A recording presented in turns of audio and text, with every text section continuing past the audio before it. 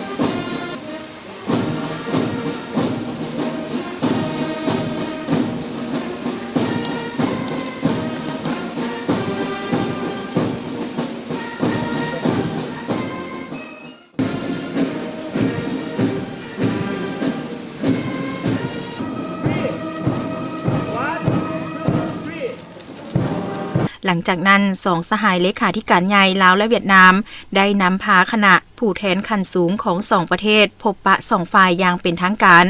ในโอกาสนี้2ฝ่ายได้แจ้งสภาพการภายในที่พ้นเด่นของประเทศตนให้กันทราบพร้อมทั้งได้แสดงความสมเสยต่อบรรดาผลสำเร็จของการพัฒนาเศรษฐกิจสังคมที่2ประเทศญาติมาได้ในซุ้มปีผ่านมาโดยเฉพาะแม่นผลสำเร็จของกองประชุมใหญ่ผู้แทนทั่วประเทศครั้งที่12ของพรรคประชาชนปฏิวัติลาวก็คือผลสำเร็จของกองประชุมใหญ่ผู้แทนทั่วประเทศของพรรคคอมมิวนิสต์เวียดนามครั้งที่14ในเดือนมังกรที่ผ่านมาการเยี่ยมยามรัฐกิจอยู่สาธารณรัฐประชาธิปไตยประชาชนลาวของสหายเลขาธิการใหญ่โตเลิมในครั้งนี้เป็นขีดหมายประวัติศาสตร์อันสำคัญในการเสริมขยายและเพิ่มพูนคูณสร้างสายพัวพันมิตรภาพอันยิ่งใหญ่ความสามัคคีแบบพิเศษการร่วมมือหอบด้านและหุ้นส่วนยุทธศาสตร์ลาวเวียดนามให้แตกดอกออกผลยิ่งขึ้น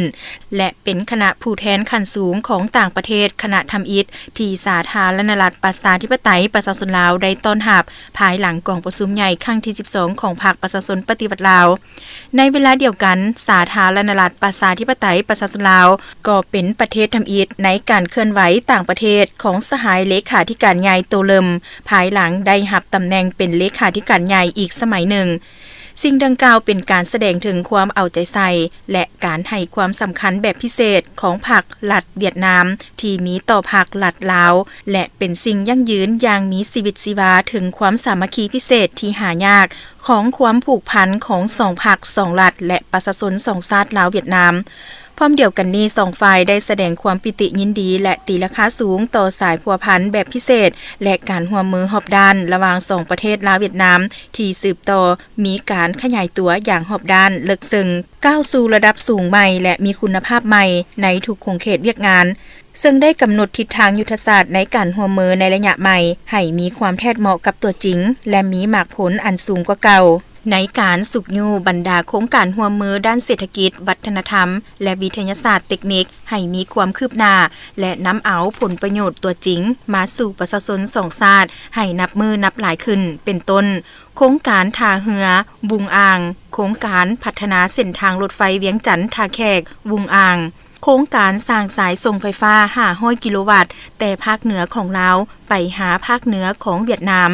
โครงการสร้างเส้นทางมิตรภาพลาวเวียดนามเลียบตามบริเวณสายแดนที่มีความยาวประมาณ200 กิโลเมตรอยู่เบื้องลาว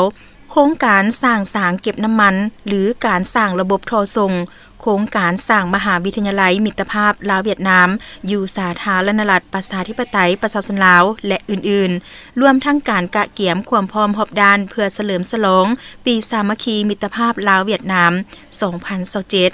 เนื่องในโอกาสวันสั่งตั้งสายพัวพันธ์การทูตครบรอบ 65 ปี และวันลงนามสนธิสัญญามิตรภาพและการร่วมมือครบรอบ 50 ปี ภายหลังสำเร็จการพบปะสหายทองลุ้นศรีสุริตและสหายตัวเลิมได้เข้าร่วมเป็นสักขีพยานในพิธีลงนามเอกสารร่วมมือ2ฝ่ายจำนวน6ฉบับคือ 1. บทบันทึกความเข้าใจระหว่างกระทรวงศึกษาธิการและกีฬาแห่งสาธารณรัฐประชาธิปไตยประชาชนลาวและกระทรวงศึกษาและก่อสร้างแห่งสาธารณรัฐสังคมนิยมเวียดนามว่าด้วยการสร้างตั้งมหาวิทยาลัยมิตรภาพลาวเวียดนามอยู่สาธารณรัฐประชาธิปไตยประชาชนลาว 2. บทบันทึกการมอบหับปึ้มระหว่างกระทรวงศึกษาธิการและกีฬาแห่งสาธารณรัฐประชาธิปไตยประชาชนลาวและกระทรวงศึกษาและก่อสร้างแห่งสาธารณรัฐสังคมนิยมเวียดนาม 3. แผนการร่วมมือปี 2026ระหว่างกระทรวงยุติธรรมแห่งสาธารณรัฐประชาธิปไตยประชาชนลาวและกระทรวงยุติธรรมแห่งสาธารณรัฐสังคมนิยมเวียดนาม